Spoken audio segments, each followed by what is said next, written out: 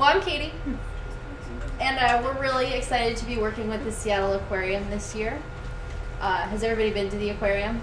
I had this great activity for all the first years, but since we're all old pros, Anna, you can do it. Have you been to the aquarium? Yes. Awesome. Did you know that it was established in 1977 and that it's on the waterfront, which is really cool because it sits over 2 piers, which is important for our site.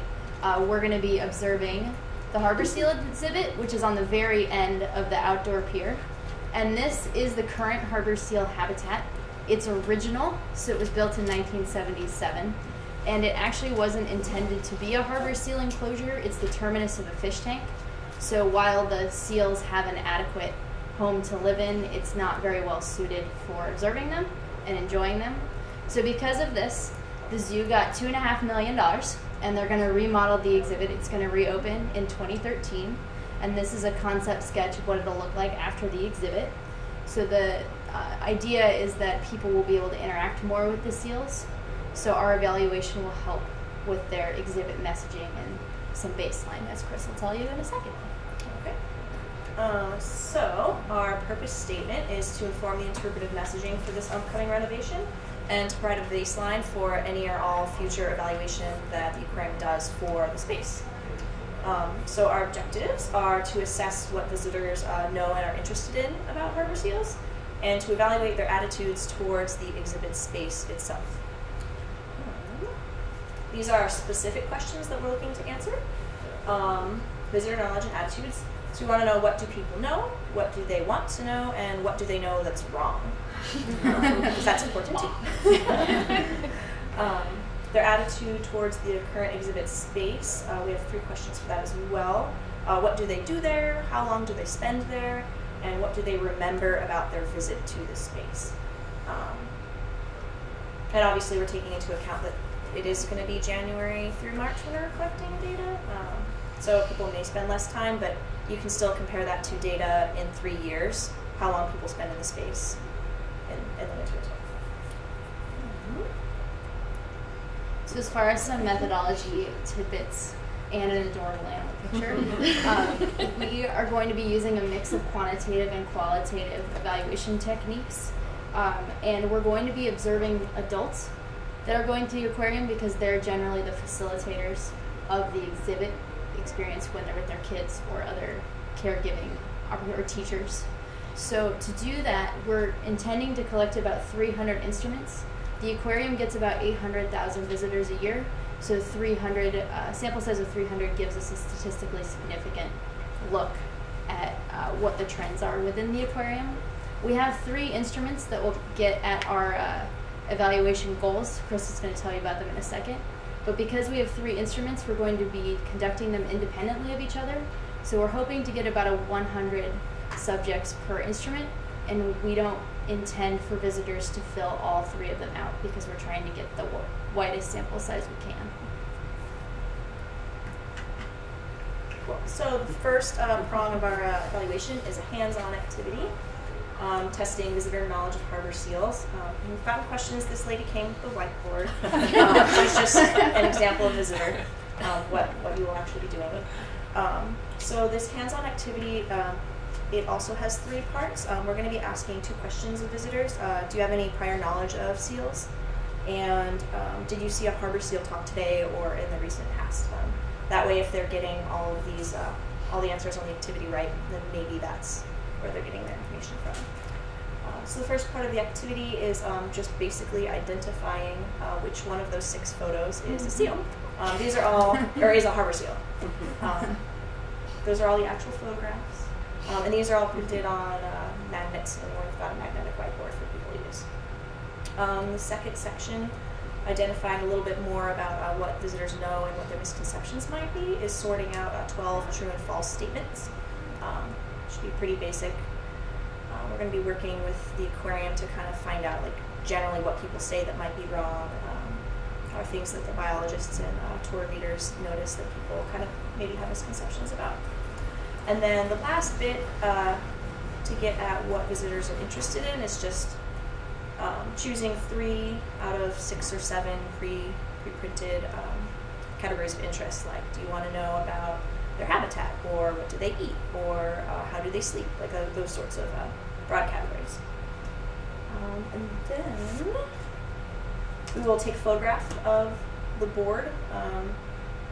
It will be, so they'll be numbered, and it will also correspond with the numbers of the questions that we ask first.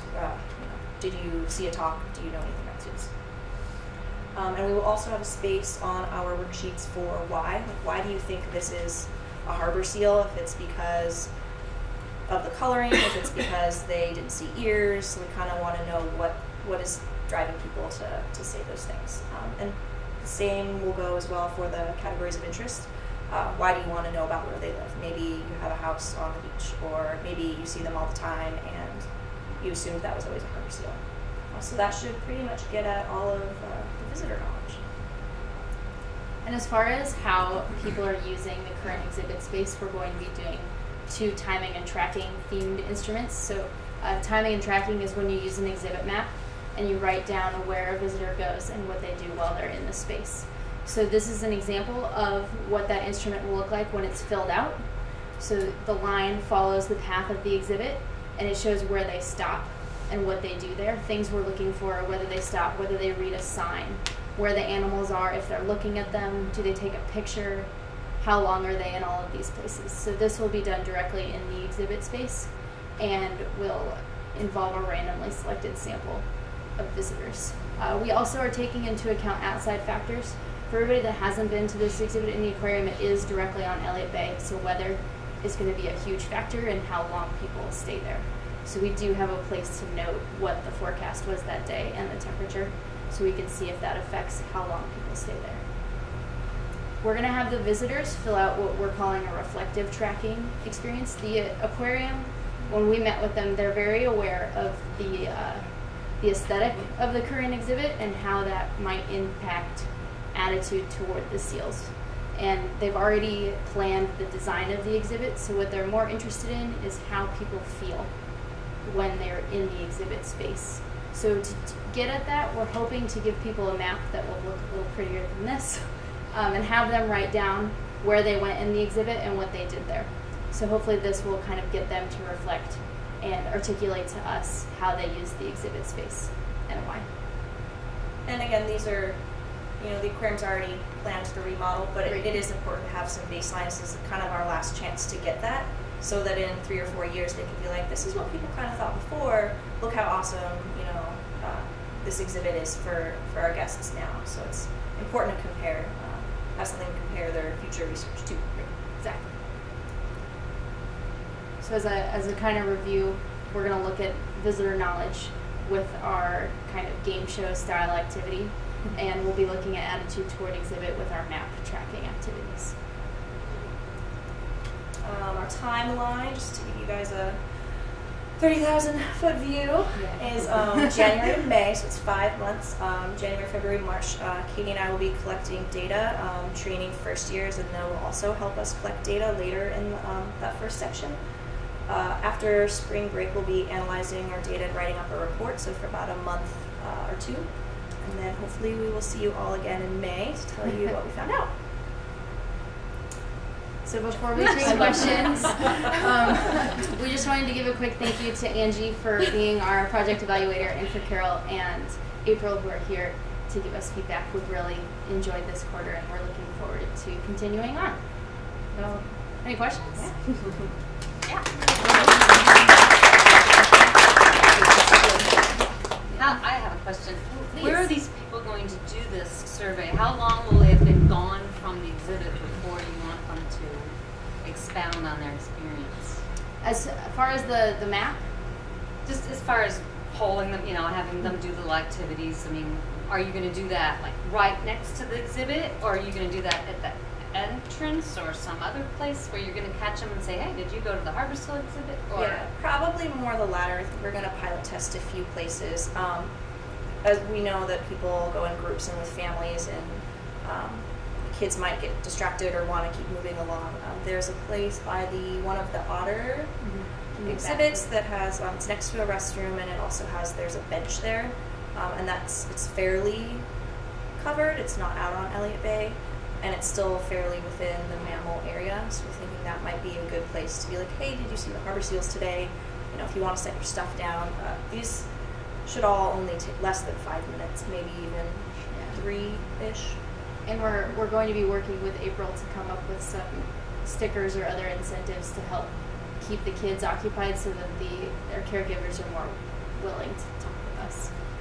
But as far as the maps, hopefully the timing and tracking that we'll be doing will be inobtrusive, so we'll be standing in the exhibit space or on the finger pier observing, and then for the reflective map we'll be getting people as they exit either at the top of the ramp or at the bottom. I think we had some I did have some lines. red lines. So these guys, this is sort of how we would, when we randomly choose someone to time and track, it's whenever they cross this point by a sign or whenever they cross this point in the ramp.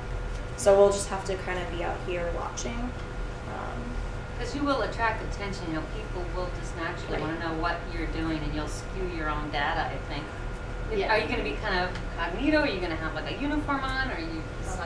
Yeah, we will be. Yeah, you're going to wearing attract gear. attention.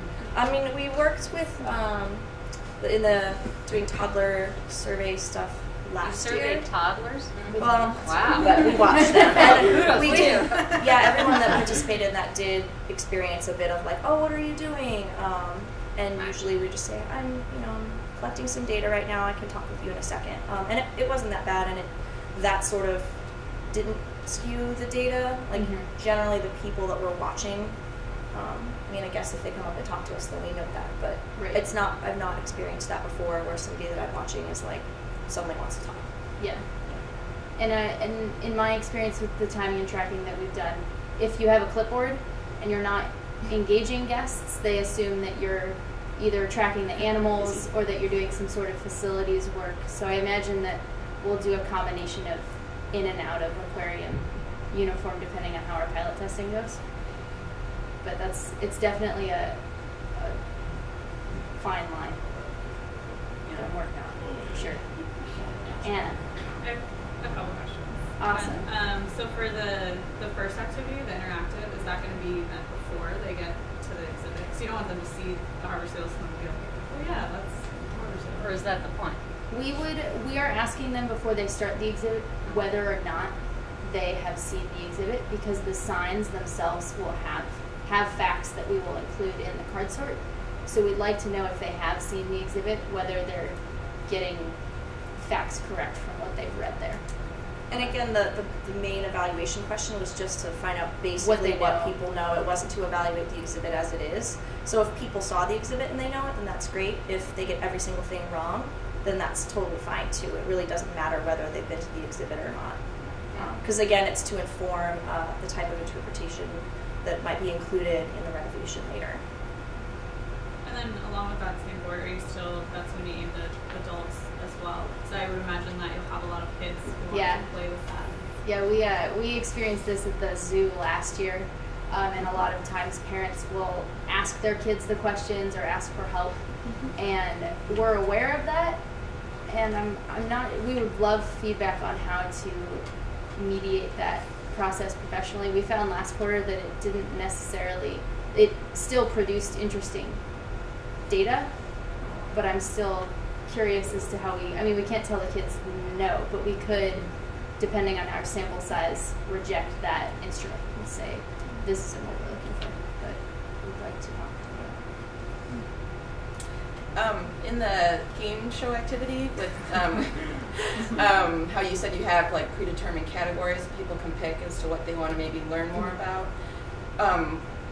Was it the interpretive team or something that came up with those categories as things they were thinking of presenting? And also, is there a way for people to still give feedback if maybe they're interested in learning about something that wasn't presented in those 6 categories? Yes. Yeah. Yes to both. Yes. Yeah.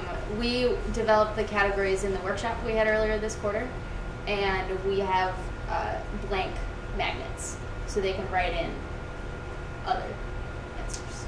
Or I mean, it is a whiteboard, so then you might just be able to write on the board, assuming it's all right for them to handle the marker. Yeah. Chris, your hand was up. Yeah, could you flip back to that interactive, Yes. the whiteboard? It came with the woman attached. So I just have a thought about thinking of myself going through this as a visitor. And I could feel pretty dumb by the end of this. So I'm wondering if you've thought about how to frame it in terms of where there's not right or wrong answers, the same activity, but not right or wrong. And I'm not quite sure what that would be, but a couple things you might think of is like the last activity might actually be your first, because that's kind of a warm-up, there's no right or wrong. And then even the true or false, maybe I've been in the education system too long, but true or false just sounds like a test, and I know I'm going to be right or wrong.